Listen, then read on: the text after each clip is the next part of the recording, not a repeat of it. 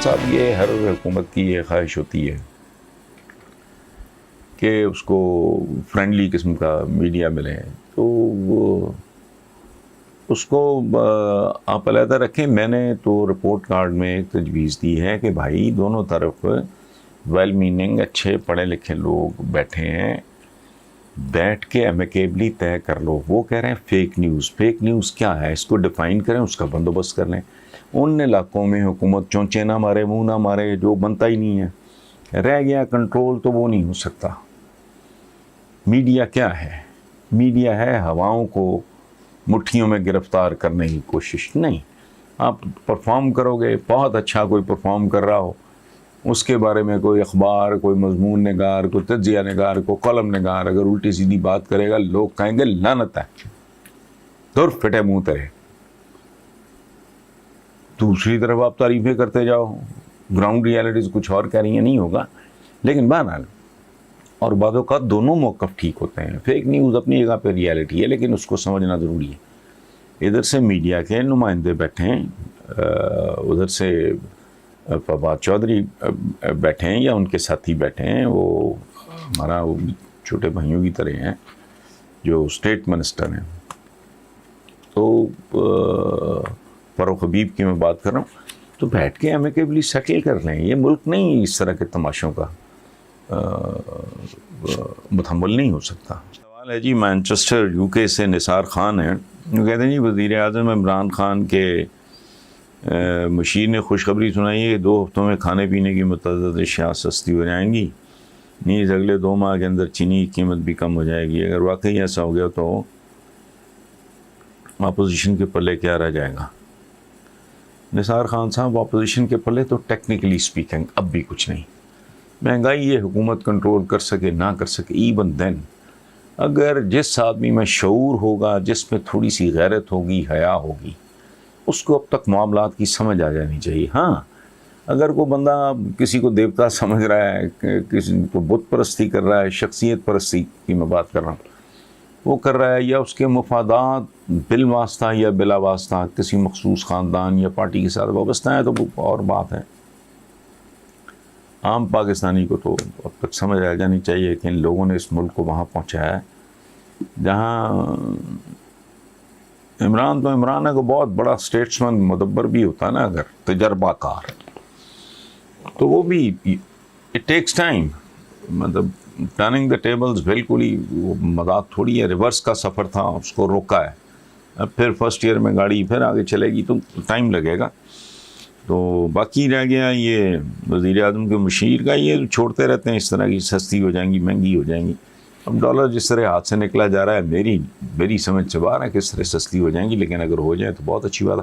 ابھی recently petrol بڑھا ہے، وہ کسی کا باپ بھی نہیں قیمتوں میں بڑھاوے کو روک سکتا، چونکہ چیزیں گھروں میں تو نہیں، دکانوں میں تو نہیں اگتی نا، آتی ہیں۔ اگر آپ کی ٹرانسپورٹیشن کاسٹ ہی بڑھ گئی ہے تو آپ کیسے کم کر لو گے؟ زیادہ سے زیادہ حکومت یہ کر سکتی ہے، یہ باغیے مارتے ہیں مشہور۔ آپ جو انتظامی کمزوریوں کی وجہ سے جو اس معاملے میں جو مہنگائی ہوتی ہے، انتظامی نااہلی کی وجہ سے، وہ روک سکتے ہو آپ۔ باقی تو سپلائی اینڈ ڈیمانڈ ہے۔ مجھے اگر یہ پین 5 روپے میں کاسٹ کر رہا ہے، how can you tell me to sell it for 5 rupees? میں پاگل ہوں؟ میں نے وہ دکان کے اوور ہیڈس ہیں یا اسٹور کے یا وٹ ایور، بنگی بات ہے۔ سپلائی اینڈ ڈیمانڈ یہ ایک انٹرنیشنل اصول ہے، اس کو آبزرو کرنا پڑتا ہے۔ ہاں جو آپ کی نااہلی، نالائکی، بد انتظامی، بدصورتی، رشوت خوری، حرام خوری کی وجہ سے جو ہوتا ہے، وہ ذخیرہ اندوزیاں اور یہ اور وہ، اس کو آپ ہینڈل کر سکتے ہو۔ اس سے زیادہ مشار کیا کرے گا؟ حیدر علی صاحب کہتے ہیں کہ ہر ملک میں اچھے برے لوگ موجود ہوتے ہیں، پاکستان کے مسائل کا حل بھی بلدیاتی نظام میں ہے، کیونکہ جب تک اختیارات نچلی سطح پہ منتقل نہیں ہوتے، مسائل حل نہیں ہوں گے۔ اور ابھی تک بلدیاتی انتخابات کا انعقاد کیوں نہیں ہوا؟ تو کیا کارکردگی کو دیکھتے ہوئے عمران خان گھبراتے ہیں کہ وہ انتخابات ہار جائیں گے؟ حیدر علی صاحب پہلے تو ایک ایکڈیمک قسم کی، ایک نصابی قسم کی بات کر لیتے ہیں۔ آپ نے کہا ہے ہر ملک میں اچھے برے لوگ موجود ہوتے ہیں، یہ بات درست ہے، کیونکہ انسان جہاں ہوگا بھلا کتنی اچھے کیوں نہ ہوں، وہاں گناہ بھی ہوگا، جرم بھی ہوگا. سو اچھے برے لوگ ہر معاشرے میں موجود ہوتے ہیں، لیکن بددعایا ہوا معاشرہ وہ ہوتا ہے، ہارا ہوا شکست خوردہ معاشرہ وہ ہوتا ہے جہاں بروں کی اکثریت ہو جائے. یعنی برے لوگ اگر 50% سے زیادہ ہو جائیں تو پھر وہ معاشرہ برا کہلائے گا. اس کے بارے میں آپ یہ نہیں کہہ سکتے کہ اچھے برے ہر جگہ پہ ہوتے ہیں. اس کی وجہ ہے برائی جب جیت جاتی ہے تو اس کی کیفیت وہی ہو جاتی ہے جو انگریزی کا ایک محاورہ آپ نے سنا ہوگا، منی بگیٹس منی. پیسہ پیسے کو کھینچتا ہے، صفائی صفائی کو کھینچتی ہے، گندگی گندگی کو کھینچتی ہے. یعنی ایک صاف ستھرا ڈیسنٹ پڑھا لکھا آدمی بھی گندگی کے ڈھیر پہ گندگی پھینک دے گا، باقی وہ اچھا احتیاط کرے گا، اوائڈ کرے گا. سو بیسیکلی جب ہم کہتے ہیں فلاں معاشرہ پٹ چکا ہے، ہار چکا ہے، یہ گندا معاشرہ ہے، یہ ایک ناپسندیدہ معاشرہ ہے، تو وہ ہوتا ہے جہاں برے لوگ 51% ہو جائیں. اگر 2-4 ووٹس دیکھو نا، 2 بندے الیکشن لڑ رہے ہیں، ایک کے ووٹ اگر 5 بھی زیادہ نکلا ہے تو وہ جیت جائے گا. دوسرے کو اس کے تقریباً برابر ووٹ ملے ہیں، 5-4 2-3 1-2 کا فرق ہے، جیت جائے. سو یہ ہمیشہ پلیز ذہن میں رکھیں. اس بات کو اس طرح ڈسمس کر دینا یا رائٹ آف کر دینا کہ جی اچھے برے لوگ تو ہر جگہ ہوتے ہیں، وہ تو بالکل ہوتے ہیں، آپ کی بات درست ہے. لیکن یہ بات ذہن میں رکھیں کہ معاشرے کی پہچان اس کی اکثریت بنتی ہے. ویسٹ میں سارے دیانتدار نہیں ہیں، لیکن چونکہ میجورٹی دیانتدار لوگوں کی، ملاوٹ نہیں کرتے، جھوٹ نہیں بولتے، ہیرا پھیری نہیں کرتے، اپنے کام پہ بر وقت پہنچتے ہیں، پنکچوئل ہیں، یہ وہ سارا، تو ان کے بارے میں ایک گلوبلی ایک امیج ہے کہ وہ بہت مثبت، اور یہ درست ہے. اسکینڈینیویا باقی یورپ سے بھی 2 ہاتھ آگے. ہم جیسے معاشرے جو ہیں یہاں تو سچی بات ہے، میں I am a part of the society, یہاں تو صحیح کچھ ملتا ہی نہیں. اچھا، سو یہ آپ ذہن میں رکھیں بنیادی بات. اچھا، اب رہ گیا کہ جی بنیادی بلدیاتی نظام، بنیادی جمہوریتیں، بیسک ڈیموکریسی، پتہ نہیں کیا کہتے ہیں اس کو، وہ تو بالکل درست ہے. چھوٹے سے چھوٹا یونٹ وہ اپنے آپ کو بہتر مینج کر سکتا ہے.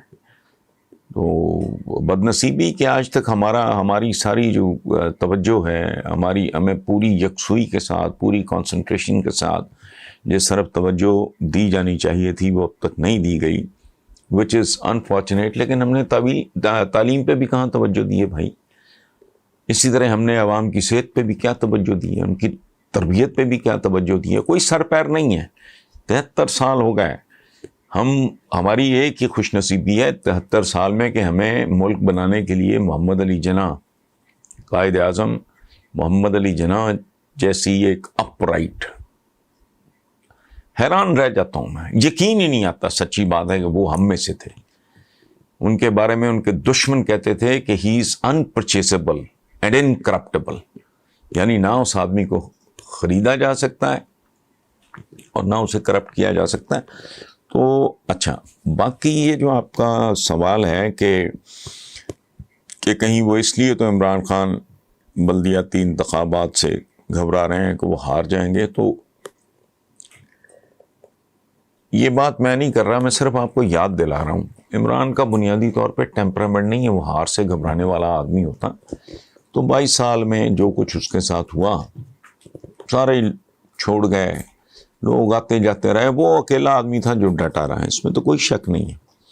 اس کی کرکٹ کا دیکھ لیں، اس کا باقی جو بھی اس نے زندگی میں جتنے کام کیے ہیں سارے سامنے، سہل نہیں تھے، آسان نہیں تھے. وہ رابرٹ بروس کی طرح بار بار شکست کھا کے وہ، تو اس لیے وہ، میں مزاج کی بات کر رہا ہوں، یہ آپ کی بات سے اختلاف نہیں کر رہا. اس کی یہ وجہ تو ڈیفینیٹلی نہیں ہے کہ وہ ہار سے گھبرانے والا آدمی، ہار سے وہ گھبرانے والا بندہ نہیں ہے. باقی اب مینج نہیں ہو رہا یا آرگنائز نہیں کر پا رہا ہے، مجھے نہیں پتا. چونکہ میں انسائڈر نہیں ہوں, مجھے نہیں پتا واٹس گوئنگ آن.